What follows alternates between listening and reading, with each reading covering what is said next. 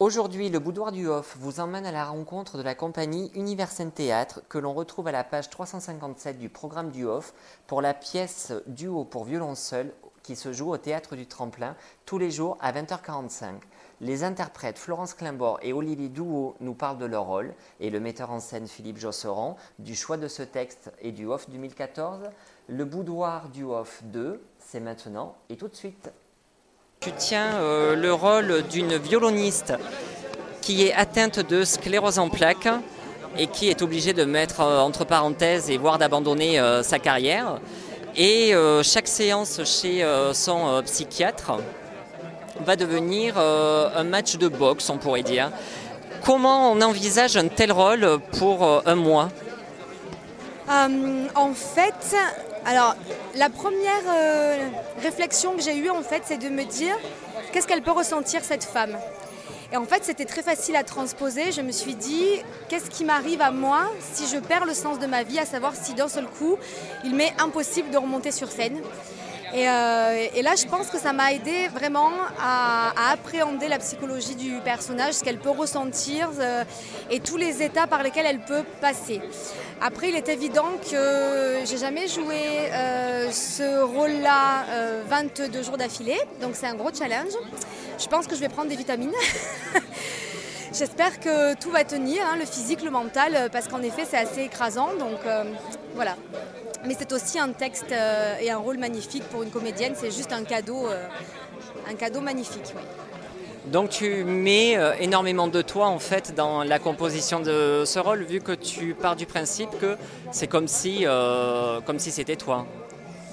Ouais, en fait, alors je sais que c'est un peu dangereux, en effet, parce qu'il ne faut pas perdre le fil aussi, il ne faut pas s'oublier dans tout ça, mais c'est tellement criant de vérité ce texte que ouais, réellement, c'est sûr, je m'implique beaucoup. Il a vraiment fallu que je m'investisse à 200% parce qu'il y a tellement il y a un panel d'émotions tellement grand que pour comprendre tout ce qu'elle ressent, j'ai vraiment été obligée de me poser la question, mais voilà, où est-ce que tu te situes toi par rapport à ça, quoi ? Eh bien, en fait, finalement, je me suis essentiellement basé sur le texte. Et sur le texte et sur finalement les quelques émotions qu'il arrive à exprimer à travers son langage de praticien, quoi. C'est un personnage pas évident parce qu'il raconte très peu de choses sur lui. Alors ça s'appuie beaucoup sur ce que la patiente raconte, évidemment. Mais de temps en temps, on arrive à trouver des failles. Alors finalement, c'est ça qui est intéressant de creuser, c'est les quelques petites failles qu'il ouvre pour finalement lui donner du corps, quoi, et de l'âme. Voilà. Donc donner du corps par la posture corporelle, il y a un langage du corps qui est mis plus en avant que le langage des mots, du coup. Il y a beaucoup de corporel parce que finalement je suis beaucoup en écoute. Concrètement, j'ai beaucoup moins de texte que ma partenaire. Mais puisque je la fais parler. Mais par contre, je suis beaucoup en écoute. Donc c'est vrai que je joue beaucoup de mon corps, oui, bien sûr. C'est à ce niveau-là que j'ai pas mal travaillé avec mon metteur en scène, avec Philippe, pour ça. Ouais. Et du coup, tenir un tel rôle pendant 22 jours en non-stop, on se prépare comment à la tenue de ce rôle ? Alors, ce rôle-là, plus particulièrement pendant 20 et quelques jours, honnêtement, je ne saurais pas dire, parce que moi j'ai l'expérience de l'année dernière où je faisais complètement autre chose, où je me demandais ce que c'était déjà que jouer 20 et quelques fois. Donc ça, je sais, sur un autre rôle. Donc je me dis que ça va être pareil, c'est que je sais qu'il va évoluer, qu'il va bouger, qu'il va changer, qu'il y a des choses qui vont s'affiner, se déposer, qu'à la fin, ça ne sera sûrement pas le même qu'au début, parce que finalement, il a encore pour l'instant peu de temps de vie, on l'a joué que 5 fois, donc ça fait peu. Là, en le jouant plus de 20 fois d'affilée, c'est sûr que ça va apporter beaucoup de choses d'un coup. Est-ce que tu peux nous parler de cette histoire ? C'est l'histoire de qui, entre qui et quoi, et pourquoi, et qu'est-ce qu'on va vivre sur le plateau ? Alors, on va commencer par le début, si tu veux bien, Laurent. C'est l'histoire d'une pièce que j'ai connue il y a 10 ans. Grâce à une comédienne avec qui j'ai eu l'occasion de travailler, qui m'a fait découvrir ce texte. On a fait des lectures. Puis suite à ces lectures, bien sûr, je l'ai gardé dans un de mes tiroirs.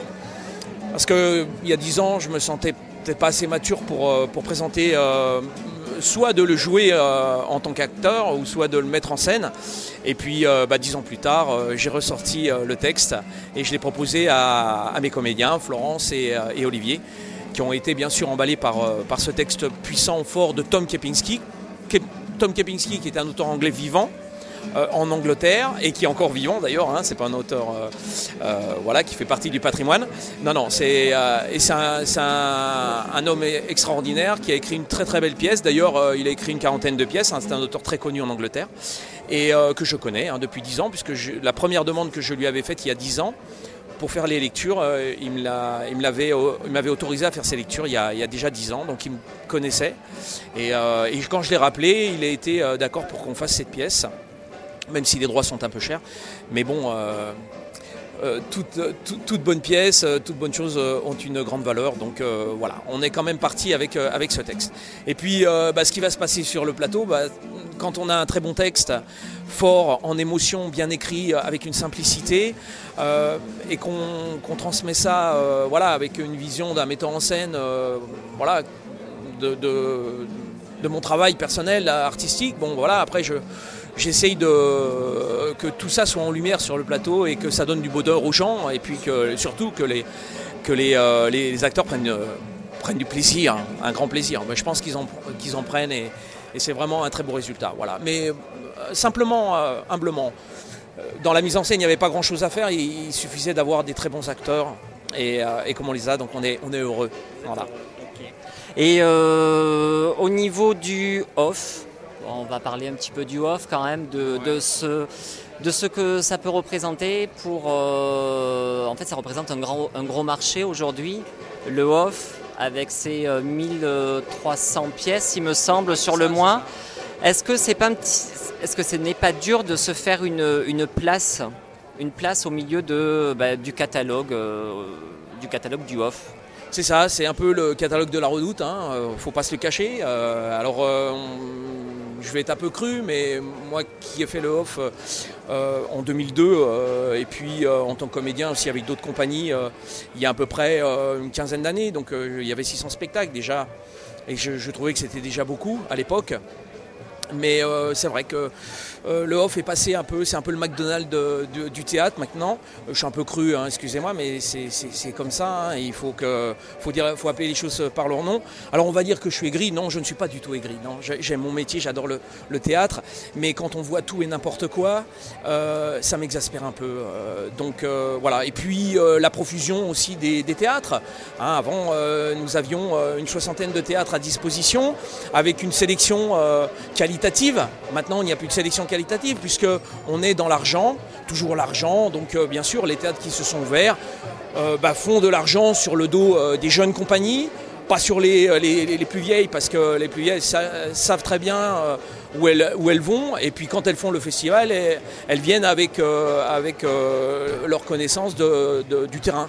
Donc voilà, mais c'est vrai que c'est un peu la fausse poule aux œufs d'or.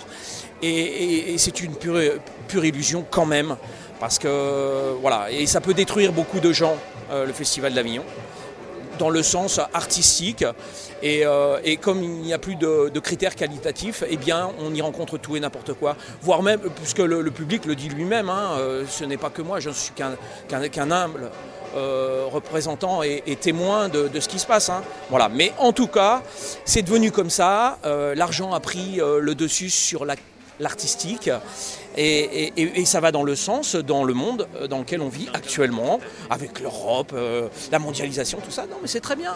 Moi, je dis, allons-y dans le mur, c'est parfait pour moi.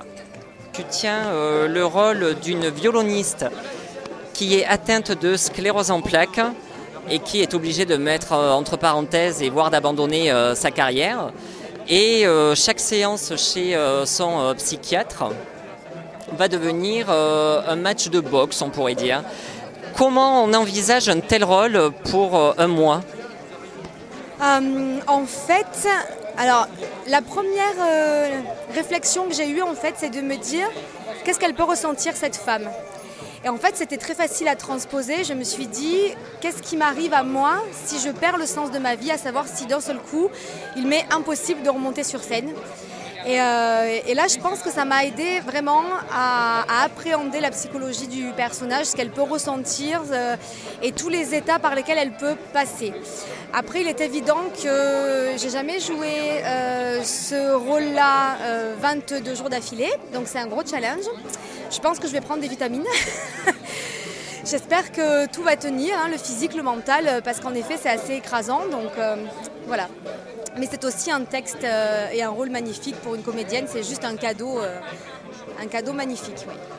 Donc tu mets énormément de toi en fait dans la composition de ce rôle, vu que tu pars du principe que c'est comme si c'était toi. Ouais, en fait, alors je sais que c'est un peu dangereux, en effet, parce qu'il ne faut pas perdre le fil aussi, il ne faut pas s'oublier dans tout ça, mais c'est tellement criant de vérité ce texte que, ouais, réellement, c'est sûr, je m'implique beaucoup.